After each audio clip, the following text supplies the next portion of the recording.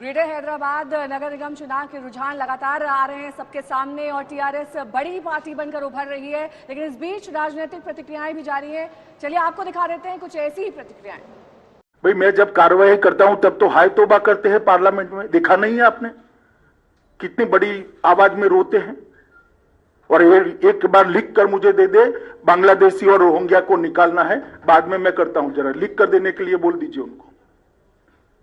सिर्फ चुनाव में बात करने से नहीं होता है, जब निकालने के लिए पार्लियामेंट में बहस होती है कौन इनका पक्ष लेता है। नहीं, बिल्कुल हम भारतीय जनता पार्टी आज मुख्य विपक्ष की जगह ले चुकी है और अगले चुनाव में यहां पर भारतीय जनता पार्टी की सरकार निश्चित रूप से बनने वाली है।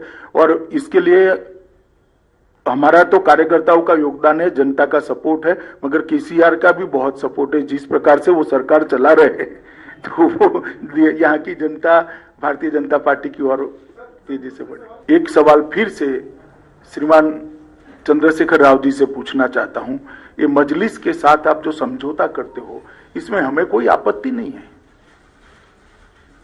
कोई आपत्ति नहीं, कर सकता है लोकतंत्र में कोई भी व्यक्ति किसी के साथ भी जाता है, मगर गुप्त समझौता क्यों करते हो?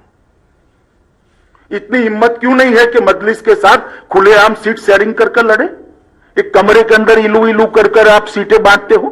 Friends, please think about this. Why this municipal elections is of national importance. If you vote for OIC here, OIC becomes strong in Maharashtra. If you vote for OIC here, OIC becomes strong in Bihar. If you vote for OIC here, OIC becomes strong in a Muslim locality in Karnataka. If you support OIC here, OIC will become strong in Uttar Pradesh. And what does OIC mean? Who is OIC? OIC is Muhammad Ali Jinnah's new avatar. We must defeat him. अब किसी एक चेपीदे शोरबे ने कह दिया कि मजलिस के जो सदर है वो जिन्ना है। आप ये देखिए कि इलेक्शन बल्दिया का हो रहा है, ना बरखी के बारे में बात, ना लाइट या स्कूल का इंतजाम के बारे में बात।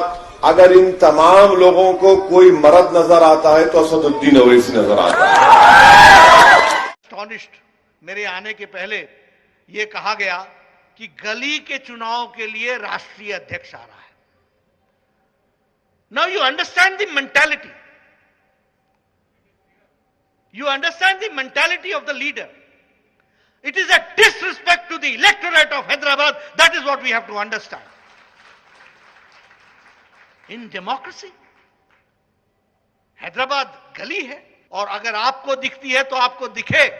हम आपके भ्रष्टाचार को नस्तो नाबूद करने के लिए हर जगह जाएंगे, इस बात को आपको ध्यान रखना चाहिए और उसको लड़ाई लड़ेंगे और फ्रंट से लड़ेंगे। मैं एक ही बात कहना चाहूंगा, दे आर ऑल वन। एक ही लक्ष्य है सबका, भ्रष्टाचार। एक ही लक्ष्य है, वायदे करो भुला दो। एक ही लक्ष्य है, अपने परिवार को बढ़ाओ।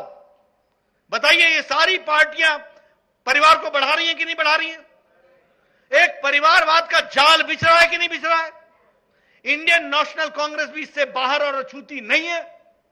ये भारतीय जनता पार्टी अकेली पार्टी है जो लोगों की पार्टी है और लोगों से निकल करके आगे बढ़ने वाले एक साधारण परिवार से भारत के प्रधानमंत्री मोदी जी बन सकते हैं। लीडर जो होता है वो राजा नहीं होता, लीडर कस्टोडियन होता है। एक तरफ प्रधानमंत्री मोदी जी हैं जो कहते हैं मैं प्रधान सेवक हूं, और एक तरफ ये हैं जो भ्रष्टाचार के माध्यम से प्रदेश को एक जिसको बोलते हैं डेट में डालने का काम करने का काम पकड़ा हुआ है। ये हमको समझना चाहिए।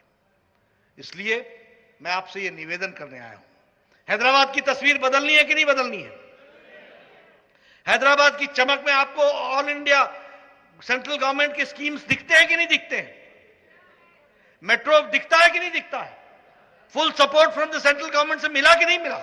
यहां पर शहीद हुए उन बलिदानियों का भव्य स्मारक बना करके इस नगर को एक बार फिर से भाग्य नगर के रूप में बदल करके इसका गौरव बढ़ाने का कार्य कर सकती है।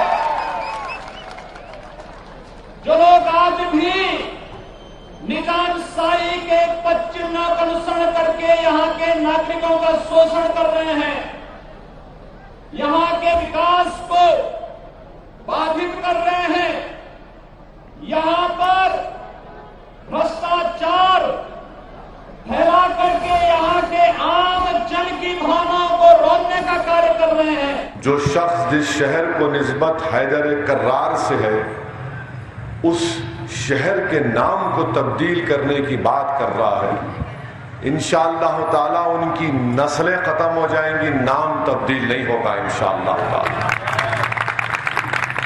मगर जब कोई ये कह रहा है तो इसका हमको नोट लेना है। Every single illegal person inside the country will be removed out. There is no doubt about it. Let OIC not live in his Disneyland, dreamland. Every single illegal Rohingya that he tries to protect, we will throw all of them out.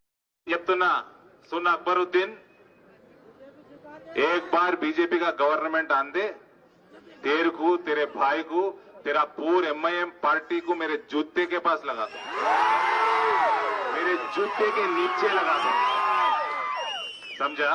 एक बार BJP का government Telangana में आंदे, तेरी जिंदगी भर मेरी जूती के नीचे गुजरता। इस रैबिड इस्लामिज्म MIM को वोट देना नेशन के इंटरेस्ट में नहीं है। MIM रोहिंग्याओं के नामों को डाल रही, अब तो अफगानियों का भी जिक्र हो गया माशाल्लाह। माने हम जो है रोहिंग्या के नाम आ गए, अफगानी आ गए, पाकिस्तानी आ गए।